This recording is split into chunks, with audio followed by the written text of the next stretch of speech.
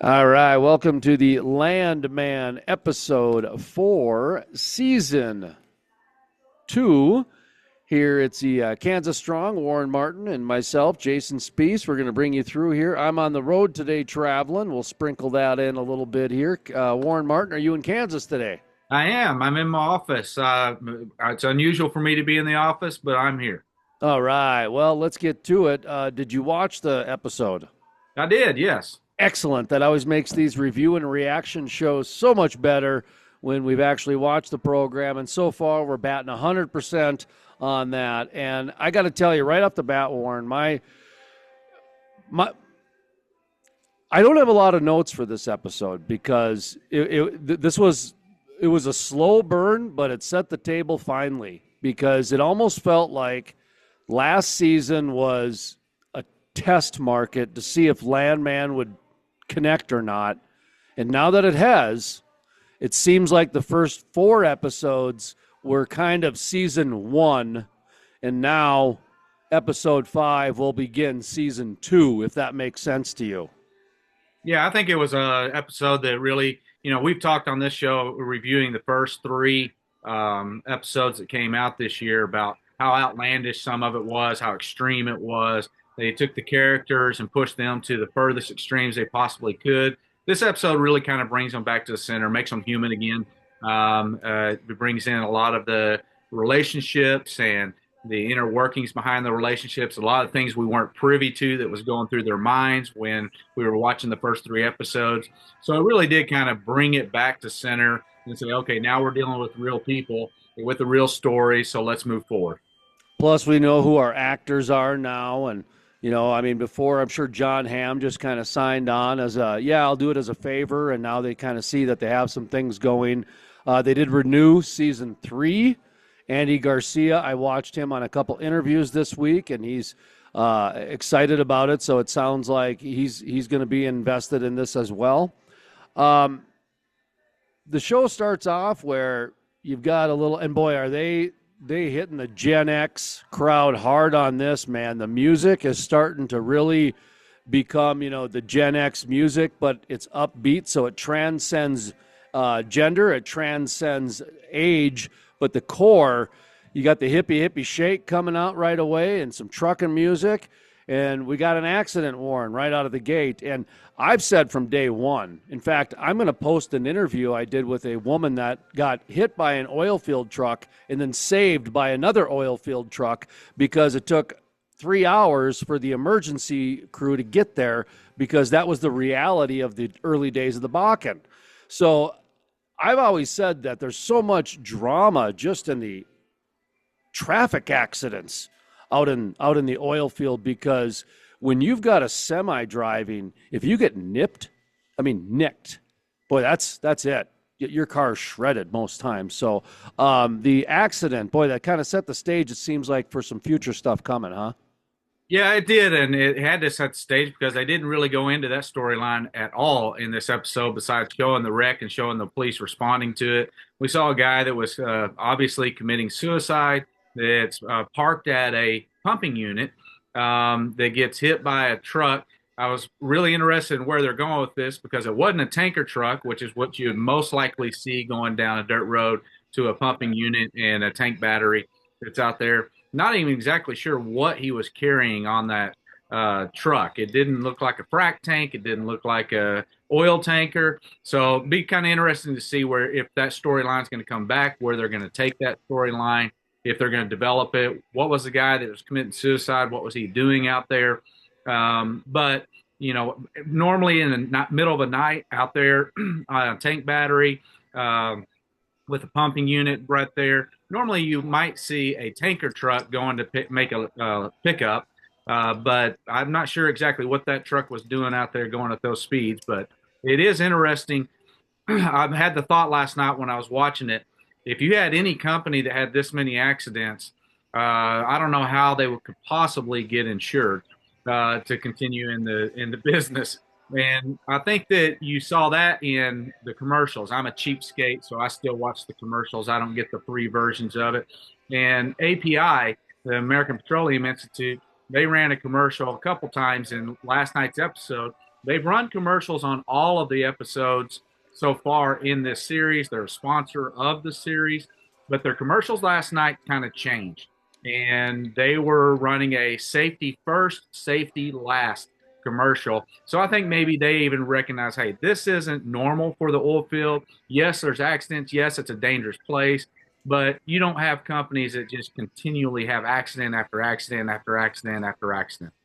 No, there's accidents that happen every day, and I understand that. And what I didn't understand that I was trying to piece together was this accident the one that they were later in the hospital for, because I thought that was the H2S leak, and which it was, and so this accident was just the accident that just set the stage for the lawyer getting on the plane. That's essentially what that this episode did then for that storyline. There was nothing else with that accident, right? Yeah, you actually had three accidents talked about in last night's episode. So you had the accident of the truck driver, where both of them were killed at the scene. Okay, so the truck driver was killed, and then there, for some reason, the person was inside the truck, parked without lights on. He was parked. He was committing suicide. He had a hose hooked up from his tailpipe into the back of his. Oh, I missed that. Okay. Yeah, so he was committing suicide. Okay. So he was. Interesting place to do it at, but go The on. sheriff actually says, he was most likely dead. And you say interesting place for it to happen. It actually has happened like that several times. That's actually one of the more believable storylines that is taking place in this, because anyone who knows the oil industry knows that a pumping unit is physically looked at by someone every single day. So if you're going to commit suicide, and in this case, he was asphyxiating himself, obviously not wanting to shoot himself or cause any physical damage. And if you want people to find you, you want to kill yourself, but you want people to find you, it's a pretty good location. Unfortunately, I don't think there's ever a good location to commit suicide. If you're thinking about that, but you find my number, it's all over the place. Give me a call. So And just so you know, folks, these are the kinds of PSAs you're going to get right here on these reaction shows. That I didn't realize that was, yeah. like even enough to be, if not a real statistic, an anecdotal statistic. Yeah. Okay. Anyway, you had that accident that took place with the sheriff responding. Then you had the oil workers that were already at the hospital, and that was the H2S incident. That's the guy that was blind. And from the H2S we saw in the last episode. And then you had a third accident where you had a guy coming in with his arm amputated. And as they're bringing him in, they said that he got into a pumping unit and it cut off his arm. And so you actually had three oil field accidents all portrayed in one hospital scene or one episode. Okay. I will process that at a later time as they come, because the one thing that I do appreciate about the writing team on this is the layers and the story arcs. So in season 3, because I could definitely tell the difference between season 1 and season 2. And so when they announced season 3 already, right before episode 4, it made sense, because these storylines are going to need a couple seasons, or 20 episodes, if you will, because I'm pretty sure it'll be probably 10 episodes per season to really explain what's going on. And the lawyer, let's talk about her for a second. The young lawyer who's kind of been a heel, or a villain, if you will, in terms of ethical and social and that sort of thing, but altruistic, so there's good in her, that sort of thing. She gets on a plane, and I do want to ask you about the plane, first of all, because I've never been on a plane like that, and I've never even dreamed of planes like that, and now that I've seen it, I'd like to go on a plane like that. Secondly, the turbulence kicks in, and she's the one freaking out and everything else, and then comes a little but of a relaxed mode. So let's start with the plane, Warren. You ever been on a plane like that? I've been on several planes that, I've traveled to 28 countries. A lot of them are third world countries. And the takeoff that they talked about there for the short runway where they power up the jets and hold the brakes and they power up and then they blast off and take off like that. I've actually been in a takeoff like that in Pakistan, where we were on a plane. They powered it up and they blasted off just like that, because you take off the runway and then you sit there and circle around the airport to get high enough to clear the Himalayan, where the Himalayan and the Tora Bora mountains come together, so you can go over the mountains, because you're talking about 20,000-foot mountains that you have to get up and over to head back towards Europe. And I've been on a plane where the landing gear didn't come down. And I've been on a plane that's been through tremendous turbulence, but I have never seen a plane that looked like that on the inside. That was a pretty plush play. That was a plush living room. That was a plush family room. I just took that from the standpoint of, she was sitting there drinking vodka, and so the director wanted us to see it through her eyes, and we were all getting drunk with her, and so that's just what we imagined was happening on the plane. Was there a fireplace in there that I see? I'm just kidding. My goodness, it was just remarkable. But my takeaway from that was that they're constantly, having her kind of be the stereotypical lawyer villain, if you will, and altruistic and all these other things. But what I took away from her storyline in this particular episode was work hard, play hard. Way to introduce the oil industry. Work hard, play hard. That's what I got from that, man. And go ahead. I think this is the first time we've seen her play hard. Yeah. She's always been buttoned up. I think they're trying to, release her character a little bit.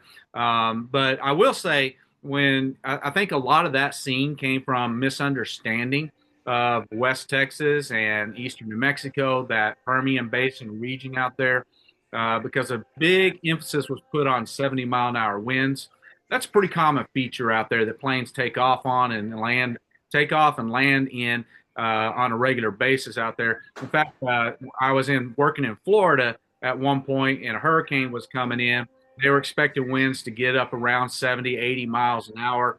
So they reached out to a weather reporter in Amarillo, Texas, and started talking about, what is it like to have 70, 80 mile an hour winds. He kind of explains what it's like to have 70, 80 mile an hour winds. And the reporter that was from Florida then asked him, well, how do you tell your people that about these winds coming, and how do you help them prepare for when this hits? And the weatherman from Amarillo just looks deadpan at the screen and says, we tell them the wind's going to blow. And because it's just a common thing out there. It's a you got flat desert land, and 70-mile-an-hour winds really is not that big a deal. Yes, you have to take precautions and maybe take off a little different way, but winds like that are pretty common out there. Heading to and that was Rebecca Falcone is her name, the young lawyer. I just wanted to make sure, because I always refer to her as the young lawyer.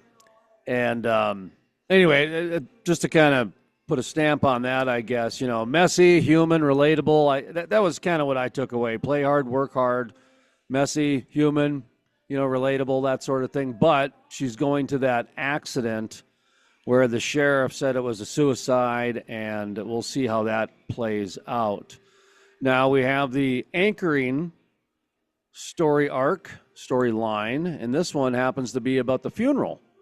And we've got a car full of oilfield people and a couple from the untouchable entitlement class heading up together in a car. So much so that she knowingly, openly is referring to the attorney as Neil instead of Nate. One of the there's only a handful of ways that you can really insult a man. One is ask him if he's about 3 inches shorter than he is. What are you, about 5'10"? And if he's really 6'1", he might punch you.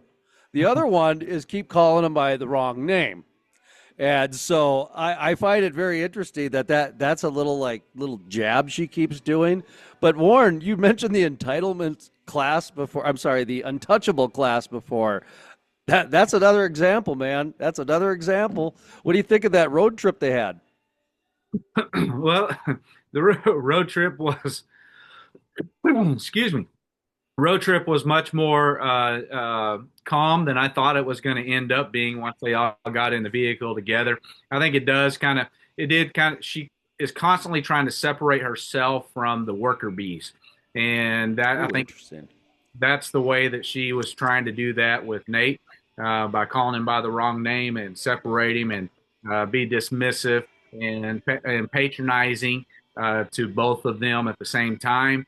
That's an Uh, interesting worker bee, by the way. The white collar attorney is the worker bee in the bunch. But go on, because I'm with you on this. Yeah, go ahead.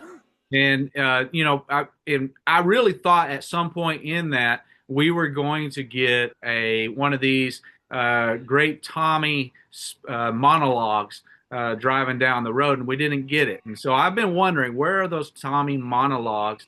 And just happened to see an article in the Wall Street Journal that talked about it, where they were interviewing Billy Bob Thornton about his character and asked him those questions about the monologues. And he was talking about some of them from last season and how fans come up to him now and quote them back to him, and how many of them become viral, but there really hadn't been any in this season. But in that interview, he kind of let the cat out of the bag that they're coming, because he went to Taylor Sheridan and was like, "Hey, where's my monologues?" And they're coming later in this season. So I really thought we were going to get one in this last episode, and we didn't. Find out a little more about Sam Elliott's character, Tommy Norris's father, and Jacob LaFleur's Leflin's grandfather would be right. Cooper, Yes. grandfather, Yeah. and he hits it off right away with Ariana, the Taurus of the bunch, the patriarch woman of the young aspiring one, anyway. And we learned a little bit offshore, Louisiana. Was that right? Yeah. Did I hear? Okay, my notes are right there. And Motel 6 converted into a nursing home is where he's living. And now Angela, the one who calls Nate Neal, shows her selective heart and decides that she wants to champion bringing Sam Elliott to the House of Horrors, if you will. Boy, that could be used in two different ways. I didn't mean that. I meant like House of Horrors, like in Halloween, not like in Dolly Parton and the Best Little in Texas. No, I didn't mean that one. And see, I had to go with the Dolly Parton in Texas to be PG still. Wanted to maintain that a little bit there. Throwback for a few people smirking. Hey, we're speaking to a Gen X crowd, apparently. What'd you think about Sam Elliott's role now? Apparently, he's going to be coming back, and his wife, Tommy's mother, was apparently an abusive alcoholic woman. Not a normal role for a woman, a mother, in a role. It kind of adds more to that grit of the oil field culture, the oil field life, and really just the overall vibe of the program, don't you think? Yeah, I think so. And, we've talked before about how Sam Elliott's character up to this point, we're kind of, what in the world is going on here? And I think a real dichotomy was set up today in this episode. We'll see where it goes. But from my perspective, looking at it, I think that they had to bring Sam Elliott in and hold him off for a while so that everybody's lives could kind of fall apart in one way or another. And then what that did was it really set it up for this episode to go through their history and for Ariana to realize, okay, Cooper, I understand you a lot better now. I understand who you are now.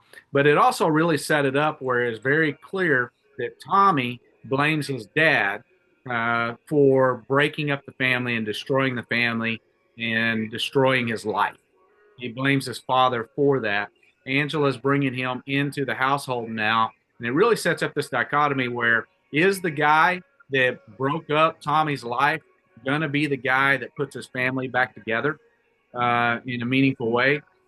Because everybody except for Tommy really rallied to Sam Elliott's character, to Grandpa. They all rallied to him. And so it's going to be interesting. Is that going to be the role that Sam Elliott plays, is bringing the family back together? One of the elements that in storytelling that's done here that I'd like to get your perspective from the oil and gas industry is that what the storytelling did is two things. Number one, it brought in that old, I'm going right to the oil field out of high school or when I'm 16 or, because back then, at least in my part of the country, in the ag world, when you were between 14 and 16, that's when a lot of my grandparents left school. They had to go work on the farm. They had to go and work these things, but it was 14 and 16 were those magical ages. So now when Tommy leaves home at age 14 to go work in the oil field, that really, I mean, you're talking about baby boomers now. You're hearkening there's some memories, but also the universal rebellion, I'm leaving my hometown and going to go make a new name for myself, that hits across the different genres there. So that to me is what that, from a storytelling standpoint, if I'm going to put my editor publisher hat on, that's what that did right there. What say you? No, I think it does set up a culture that is similar to ag. It's changed now, not that way now, but certainly you go back to, when Tommy was a boy in, the chronological order of the way this script is set up. I mean, was the same way. Grew up an ag kid. My dad was hiring my brother and I out to our neighbors to disc and to plow and to work for them. He was hiring us out when I was 10. I started driving a tractor for our neighbors when I was 10, plus driving it for my dad. I would come home, get off the bus, go jump on the tractor, and I'd plow till dark, and then ride my three-wheeler back to the house to eat supper.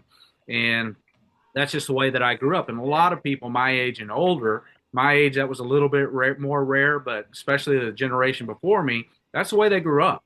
And I think that is what you're setting up, what you're seeing now. Now, it's not that way in the oil industry now because it is such a dangerous industry, can be a dangerous industry because there's so many certifications and requirements for working out there. We have a lot of people now that are growing up with oil, moms and dads that are working in the oil industry, that they have no understanding of what goes on in the oil industry because they're not even allowed to be in the company vehicle or go out to the well sites or go out to work with them because of their age. It's not like ag now, but certainly a couple generations back, it was a lot like that ag culture. I was picking rocks at age 5 and trapping gophers, riding a three-wheeler, a little bit of tractor by, age 8 type of a thing. And then we moved to the big city, and I got a paper route when I was 10. So, yeah, I mean, I guess I have been working full-time since I was 5 years old, now that I think about it. So, all right. So, taking a look at a few of the other notes here I have on the funeral. Not much with the young daughter, Ansley, in this episode. She just kind of understands her father a little bit more. After saving her grandmother, Tommy's mother, she rewarded him by kicking him in the teeth, and so now we know what he's like. And anyway, that was just, it was a lot of heaviness, but at the same time, it brought everybody, the central cast, together.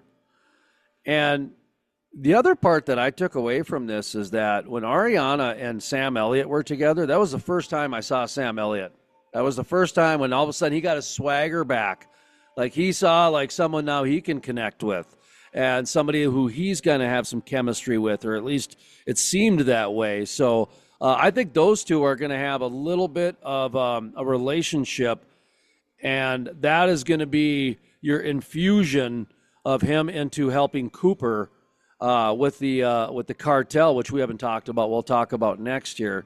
But that was kind of my other takeaway, where I kind of, my Easter egg note was the relationship between Sam Elliott and Ariana stood out because that was the first time I saw Sam Elliott back, the charismatic Sam Elliott, not the feeble, I need help in my wheelchair to watch the sunset.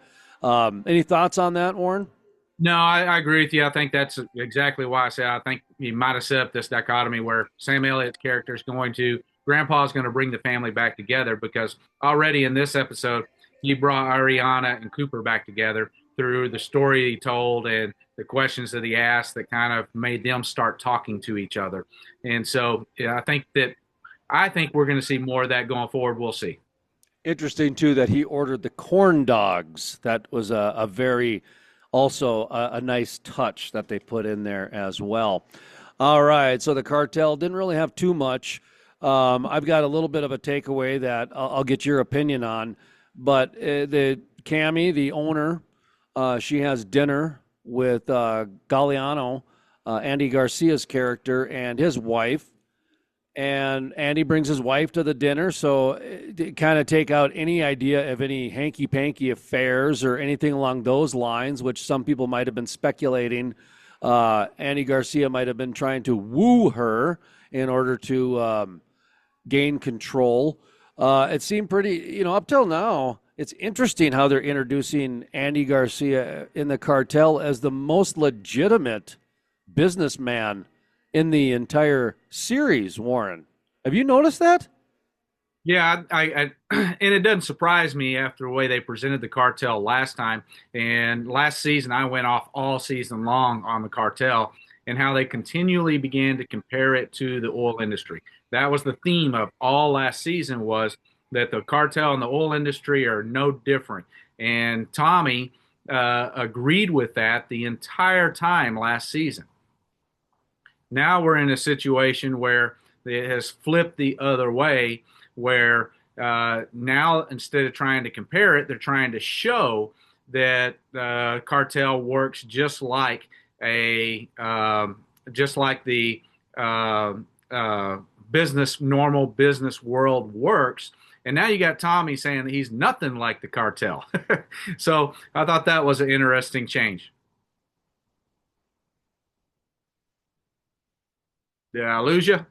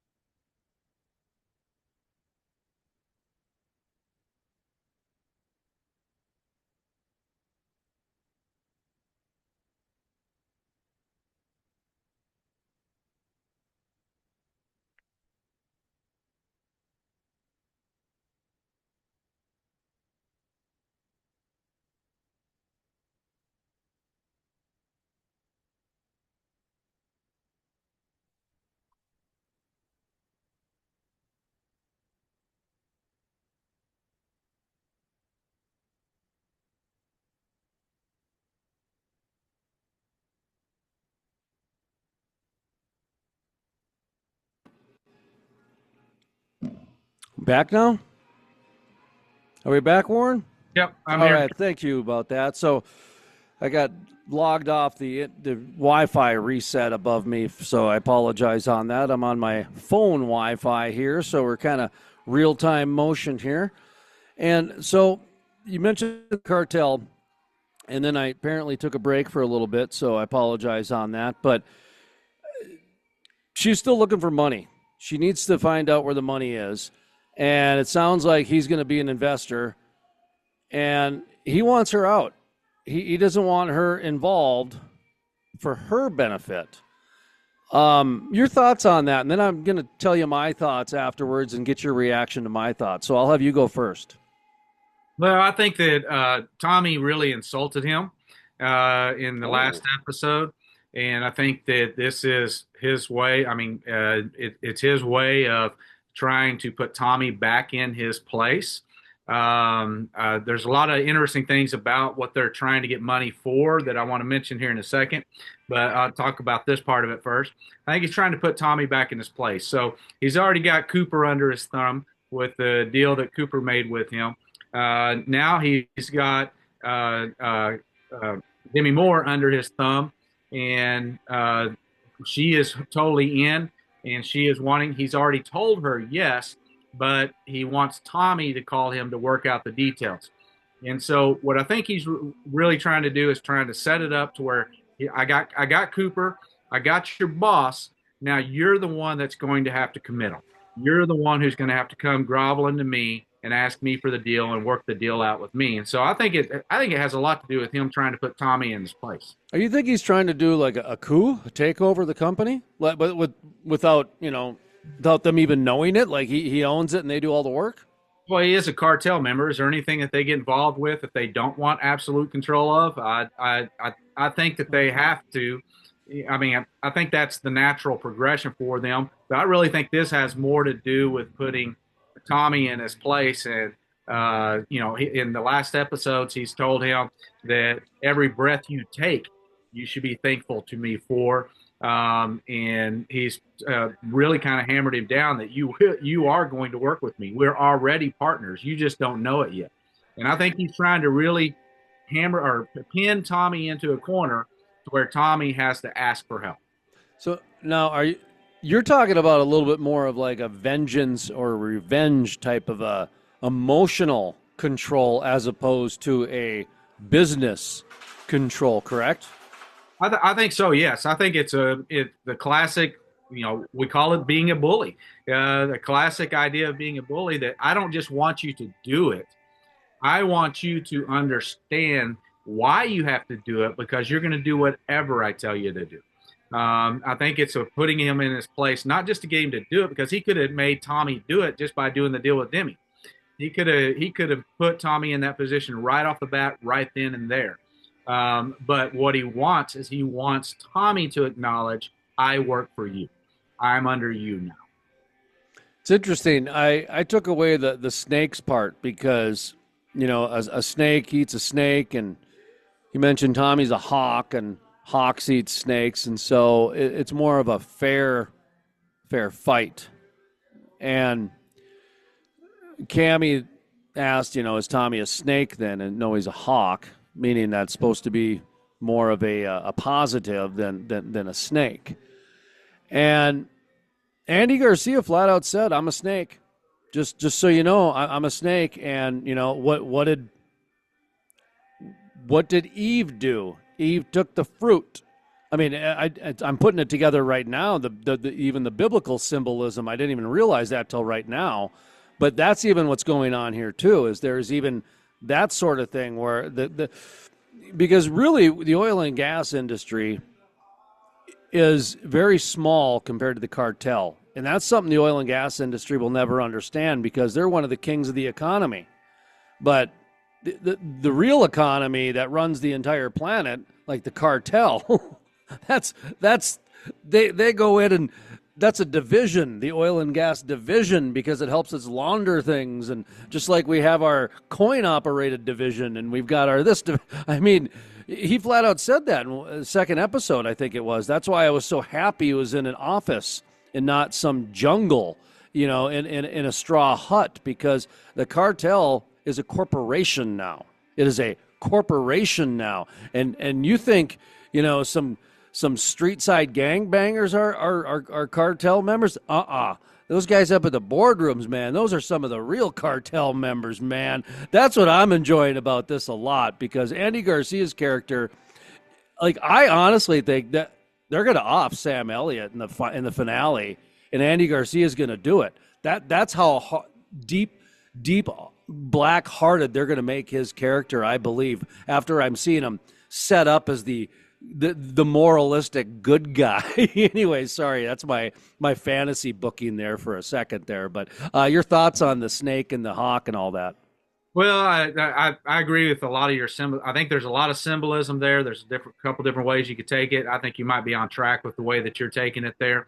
I don't know how much we lost when we got cut off a while ago, but what I was saying was, at that point in time, was that when you look at the first season, I went off and railed against the way that they continually compared the oil and gas industry to the cartel. And Tommy went right along with it and said, "Yeah, but we're bigger." And he kept saying, "Yeah, but we're bigger."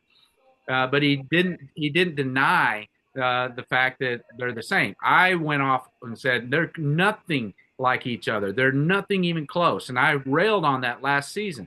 It is interesting now, this season, we come in, they're not really comparing the two anymore. They're showing that the cartel is more of a business than the oil industry, which it's not. I don't believe that. I believe that's fantasy. But they're showing it's more of a business than the oil industry is. And now Tommy is denying that the oil industry is anything like the cartel because they're in direct opposition to each other. And it's really interesting how Tommy's character went from agreeing in the first season that we're like the cartel, but we're bigger, to now that he's feeling the pressure and maybe they're not bigger. Now he's saying, no, we're nothing like you. We're not like the cartel. So it is kind of interesting the way that they're changing this dynamic, both visually and with the content of how they're talking about. Now, one of the things I do want to point out, because I don't know if we've mentioned this before, but I think it was kind of laid out a little bit in this episode, at least for me, because you've been, especially last episode or last season, and I was a little bit this season as far as, especially, like when Tommy took the bottle and broke it over and the guy's head and really did some thug-like behavior. It was almost like they were showing that, boy, Tommy's not much different than the cartel. He's just abusing his power too and using this and everything. But I do think that what needs to be pointed out here, because sometimes the idea of cinema is to turn the mind off. Okay, it's an escape. So even if some shows can be complex and layered, it's still flickering lights and we're still moths and we're still being entertained, okay? So sometimes the critical thinking doesn't necessarily kick in. Now, with that being said, did I lose you there or no? Did I? No. Okay. But I might have just lost myself there where I was going. Okay, set me up once again, because this was going somewhere pretty good. Oh, the oil industry, their intention is to better lives. Their intention is to better communities. Their intention is to rise people out of poverty. That is not the intention of the cartel. So even though there might be some things in the middle that look the same, the beginning and the end are completely different. And that's the one thing that I think people need to remember whenever they compare the oil industry to the cartel. Yeah, some stuff in the middle is the same. That happens everywhere you go. But the intention of the beginning and the intention of the end, that's what matters. And that's where Tommy is. His intention in the beginning is good, and his intention in the end is good. And sometimes we get in flight or fight mode. Sometimes, we work hard, we play hard. Sometimes we just have to, flip the tables and the money changers and the temple. It's just the way it goes, Warren. So anyway, that's what I wanted to point out, was that, to me, the difference is this, is that Andy Garcia is with the cartel, and the cartel will slit your throat for a nickel and smile the whole time because there's nothing personal. They just wanted the nickel. The oil and gas industry is going to try to figure out a way so you can use that nickel over and over and over again. At least that's my understanding. How about you? Yeah, I think it comes down to the fact that you got the cartel and you got the oil industry. Both of them are about making money. That's where the similarities are. Both of them are about making money. But the oil industry, they're making money through a process of bettering human lives. The cartel is making money through the process of destroying and capitalizing off of human lives. That's the difference between the two. And that's the one thing that I think that what you're talking about, the intention at the beginning and the end, comes down to really that. Is your intention to manipulate and utilize human lives in order to make money, or are you making money and through a process of bettering human lives? And that's really what the oil industry is about. Back to that sheep and wolf again. Back to that wolf. Back to that hyena. Back to that coyote. Tell you what, this show, man, it just keeps getting more symbolism on top of symbolism. And they're at a point now where they'll just throw it in there. It doesn't even matter. It'll land. The way that people are processing this show, it'll land here and there and everything else. That's what makes some of these universal symbolism so like I mentioned earlier about Billy Bob leaving. Hey, leaving your hometown, that's universal. Doesn't matter if you're 16 or 45, man. Starting a new life, that's a universal thing. But Warren, any final thoughts here as we kind of wrap up this episode? Yeah, I got two. One is off the coyote. They did throw a coyote scene in there, and the coyotes wandering out. And I think it's been interesting in the last episode, or in the last season, the coyote was always deadpan staring down Tommy. It's become his backyard. He would get close. He would stand at the border and he'd stare him down. Then we saw in this season, we heard the coyotes when Demi Moore's character falls down and she starts Cammy starts wailing, and the coyotes join her in wailing. And we talked a lot about symbolism. This scene, you see the coyote wandering. It's not looking at the camera. It's not coming towards the camera. It's going off into the wild, wandering. And I think that's kind of where this episode left all of our characters, is in a state of wandering. And where are they going? Or do they have any direction? Do they have any purpose? And so I think he's trying to use that symbolism and keep it consistent going through. We might not get it always right, but that's the way I pick up on it. The second thing that I want to end on is I want to end on the one thing that has been touched on in every single episode so far this season that I think is going to come up, and that is this offshore drilling rig deal that's off the coast of Louisiana. We found out earlier in the previous episode, that they took an insurance claim. Then they spent the money. The company spent the money. We don't know where, we don't know why, but they spent the money to float other deals or whatever. And now the insurance companies come in. They've made a deal with the insurance company, but they got a drill. It came back up, and Andy Garcia has agreed to cover that cost if Tommy will come and ask for it. And that really kind of is an interesting thing that I think is going to become a center point as we get further into the season. And I just want to make one mention about that is I don't really understand it. I've talked about it a couple times. I don't really understand it because they already have the platform. Cammy has already said, we got the platform. We just need to go out and drill. And yet she's looking for 400 or 300, what she asked him for, 350 to 380 million dollars. And it doesn't cost that much to drill a well on a platform. Now, if you're having to put the whole platform in, you're having to go through the permitting process, or if you're drilling multiple wells from one single platform, yes, you can get into those numbers. The second thing is that she said that it would take about a year for us to be able to drill this well. Well, it doesn't take that long to drill a well from an offshore platform, especially if, as she said, everything is all set up and you already got the permits. You have to go through the whole permitting process and all of that. But she said that that's already in place. We just got to go drill it. So I think there's something interesting going on here from the standpoint of, why do you need that much money except to cover the insurance claim? If you're just drilling a well, then Andy Garcia's character is going to catch on pretty quick that you didn't put all $400 million into drilling that well.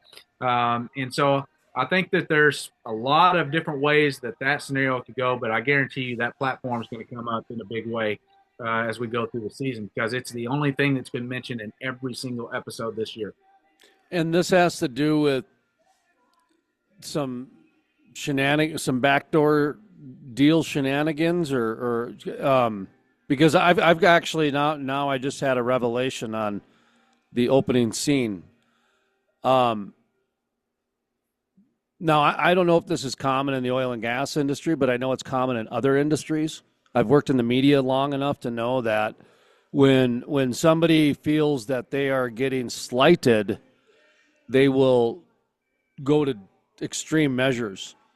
And if you feel like you are slighted by a company, you may go commit suicide on their property, so an investigation opens up, so your family gets taken care of through some insurance claims because of the thing that they were slighted for before. So my wonder is that, like, there are people, in fact, that happened in Fargo. One of the, it was some dealings with the police force where